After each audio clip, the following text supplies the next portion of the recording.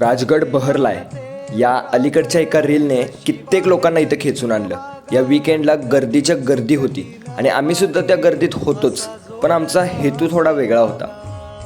आपण येतोय, गड पाहतोय, शिवरायांच्या पायखुणा अनुभवतोय, मग काय इथंच कचरा करून जायचं. म्हणूनच आम्ही ठरवलं, गड फक्त पाहायचा नाही, तो स्वच्छ करायचा.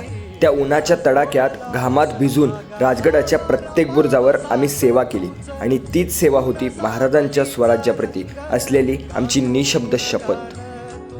हे फक्त दगडधोंडे नाहीत, ही स्वराज्याची साक्ष आहे, जिथं आपल्या महाराजांनी आणि असंख्य मावळ्यांनी रक्त सांडून हे गडकोट उभारले आणि आपण त्यांना नीट राखूही शकत नाही.